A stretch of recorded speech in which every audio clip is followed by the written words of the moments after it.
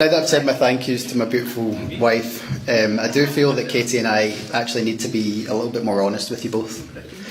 Today, during the ceremony, David the celebrant mentioned that we met for the first time at the cricket club, got chatting and shared a kiss later that night. Whilst that is true, we left out a few bits along the way. And I feel that I really need to fill in the blanks for you right now. So, yes, Katie and I did meet at the cricket club and we did have a chat. Katie doing most of the speaking. So the night went on, Katie talking at me nodding, laughing along with her jokes. And then we went on to Oranmore and Katie and I went outside for a little chat. And that's where we shared our first kiss.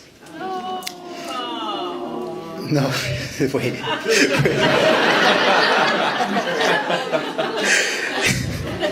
Now, after that, I apologised to Katie for my lack of chat. And although she'll deny it to this day, she said to me, "Why don't you take my number and we can meet up another time?" a bit thirsty, if you ask me.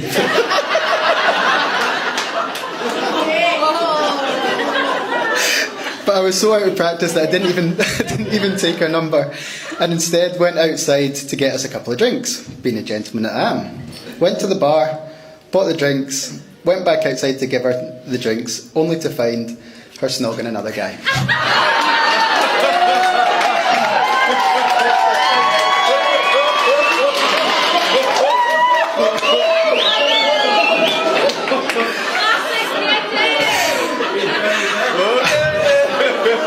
Having spent some more time with Jen, having spent some time with Jen and Katie together, I've realised this is a fairly common occurrence for Katie in Oranmore. Yeah. So, in true style of my own, I just downed the two drinks and went back on the dance floor. Left Katie to kiss some other guy, and still to this day I'm pretty nervous to go to the bar and leave her unattended.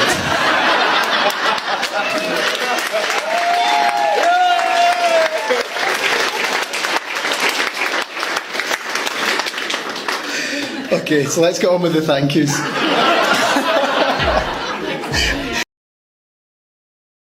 So my guy gets up at his own wedding and basically spills the tea that his beautiful wife was out here kissing randoms the same night she met him, while he was literally buying her drinks like a damn gentleman. Bro went from future husband to backup plan in under 10 minutes and still showed up in a suit to marry her. That's not love, that's Stockholm Syndrome with a wedding ring. This man deserves hazard pay for emotional damage, not vows. And the worst part, he tells the story like it's some cute rom-com origin scene, when in reality it's a full-blown cheating speedrun. She kissed him, asked him for his number, and while he's at the bar getting her drinks, she's already swapping spit with a new contender. And somehow this guy's takeaway isn't run, it's let's do a lifelong legally binding ceremony. Marriage material, bro. She was community property at the cricket club. You're not marrying a wife. You're adopting a liability. Here has any reason whatsoever why you should not join. Please, speak now. This is so. Everyone, thank you for coming on this wonderful occasion, on this wedding day. I really thank you for coming here. Join Disney. Thank you for always being here. Baby, I love you. I truly love you. There's one thing I want to talk to you about, but I couldn't think of the word to express it. So I figured the best way to bring everything would be to show you.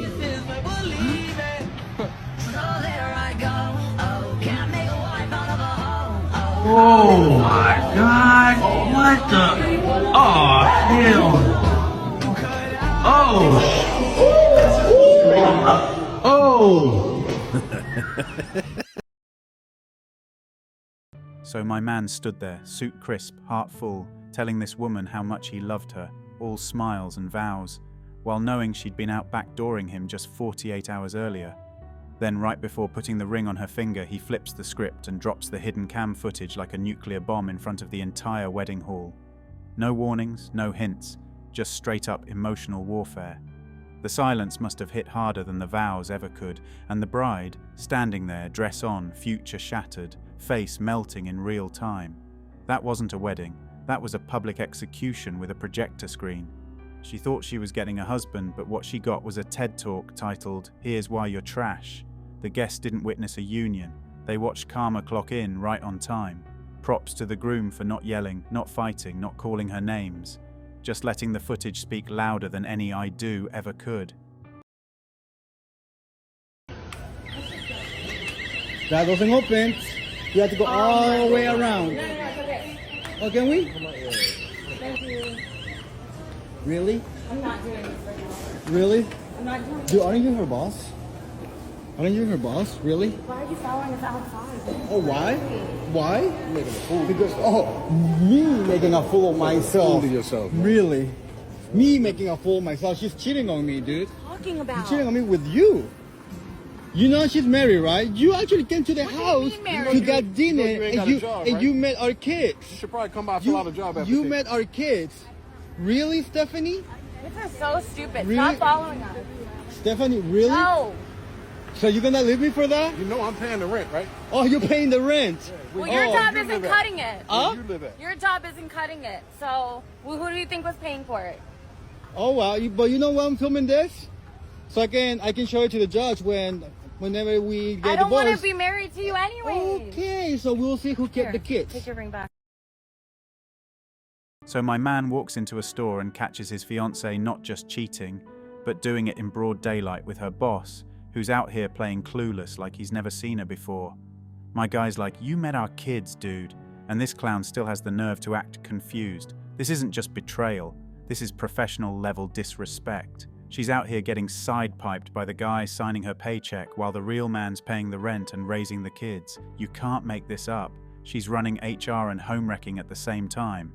And the best part, this king didn't throw hands, he threw facts. He filmed the whole thing calmly, publicly, and hit her with the legendary line, "So I can show it to the judge." Cold, calculated, devastation by documentation. And when she tries to flip it and say she doesn't want to be married anyway, bro doesn't blink. Just hands her the ring back like a receipt and walks off. That's not a breakup, that's an eviction notice. So while he's holding these letters in his hand, I'm like kicking him, like, "Hey, what are you doing? Why are you going through this guy's stuff?" And he's like, "This is one of my best friends. So, this is weird. Like, don't you think it's weird? What the hell? I'm sorry, what the heck?" So I'm like, "No, that's not weird. Like, don't go through his stuff. That's personal. This is our friend. Why are you doing that?" Anyways, he didn't give a shit. They're friends. So he ended up unrolling one of the papers. Heart, like I said, is super pounding. The whole time that he is doing this, the guy is in another room, wrapped in a towel, because I just came out of there. I'm nervous for him because I know my husband's temper. And I know that this is it. I knew this was it. I knew that my husband was going to put the two and two together. I was so shocked that not only was I that freaking dumb, but this guy was. Like, why are you saving these letters? Who in their right mind knows what we're doing? Mind you, this is his friend. I am his wife. Why are you saving letters from me? Now, my husband is reading the letters. He's reading them. And they're not like long love letters like back in the day where you wrote like 4-page letters. Shout out to Leah. So it was like really probably about 2 paragraphs. Front page, super small, like small notebook paper. So they're like not too long. He probably took about 1.5 minutes to read each letter. I think he read about 2 or 3. When he was reading them, like I said, I was losing it. Who wouldn't, right? Their husband is reading love letters that his wife wrote to another man that she's falling in love with, and that person just happens to be his friend. Might I add, his friend that I frequently want to hang out with because of his daughter. That's kind of the excuse that we like to use. Plus, he had a really beautiful house. Like, we just love being over there because it was a nice house. He was a little more well off. Not a little more. He was very well off. So my husband's heart dropped. I can see the pain and how he felt. And he just looked at me. And I looked at him and kind of just dropped back like this. And that's when all hell broke loose. So now my husband knows. He asked me clearly, is this you? Did you write these letters? He asked me for my phone as well. So of course, like I said, I'm deleting the messages and I'm going like into like every part of my phone that I can to make sure that I delete like even the recently deleted. However, if he kept the letters, this guy, right? Who's not to say he didn't keep the text messages, right? Like I said, if you know that this is something that you're doing that's wrong, why hold evidence? What does holding evidence do for you? I think he was, like I said, I was falling in love. I was getting emotionally attached. But I think for him, it was more like, I don't know if he kept them to throw in my husband's face. I don't know if he kept them because he was also feeling the same. So like this was all he had to hold on to because he knew that I was married. And I mean, I wasn't planning at that time to get a divorce. I knew eventually it was coming because, like I said, I didn't think that I would feel this way for somebody else besides my husband. But, you know, it was eventually going to hit the fan and we were going to lead to the negative side of marriage and the ending part. So, of course, my husband also asks Guy to see his phone. Wow. When he asked Guy to see his phone, he gave it to him so willingly. So I'm confident. I'm like, oh, he's not going to see anything. He would not have handed him the phone that quickly. So once again, I'm just laying on his bed. I thought it was weird. I mean, if it was me and I was in the situation that my husband was in, I would have been a little annoyed that he was laying on the bed. However, at that time, I mean, what's the worst that could happen, right? So anyways, my husband now has Guy's phone and he's looking through it. Sure enough, this guy had me in his phone as soon-to-be wife. That was my name in his phone. So my husband goes into soon-to-be wife because this guy didn't have a girlfriend. He didn't have like he didn't have anything that he had going on with another woman besides me, of course. So my husband did go into those text messages and he started reading. When he started reading the messages, there was a lot. I mean, he was talking about what we did in the room. He was talking about emotions. I was doing the same. You can see the look on my husband's face. Because like I said, we were really having grown folks conversations, going into some deep stuff. In there, the part that I regret the most was not that we were talking about grown-up stuff. It was not that we were talking about emotions. It wasn't that we were like, it wasn't what you would think it would be. The worst part was I was telling him the ways that I was planning to leave my husband. That's the part that broke my heart, I think, for my husband, because now he knows that I was planning to leave him for this guy. Now, to be honest with you guys, I really wasn't. I think that I was just playing the game and trying to make like this guy like me or fall in love with me. You know, you play the game when you're talking to someone else. It's fun. Men do it.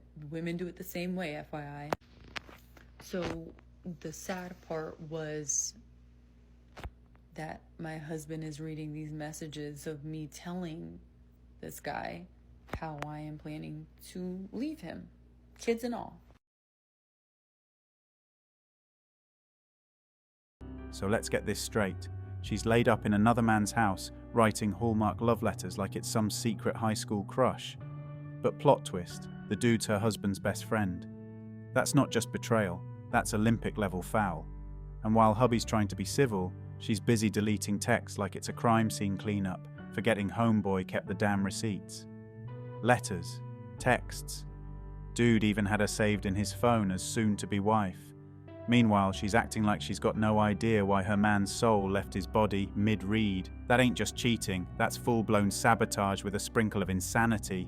And then the mental gymnastics kick in. I wasn't really planning to leave him, I was just playing the game. Lady, that ain't a game, that's emotional warfare. He paid the bills, raised the kids, trusted you around his boy, and you're out here turning your marriage into a soap opera for cheap dopamine hits. Acting like everybody does it doesn't make you less of a villain, it just makes you a cliche with Wi-Fi. That poor man didn't lose a wife, he dodged a damn wrecking ball wrapped in manipulation. Thanks for watching Manhood. If you want access to exclusive episodes and want to support the channel, hit that join button and become a member. Don't forget to like, subscribe and share this video if it hit home. Drop your stories and thoughts in the comments. We read everyone. See you tomorrow.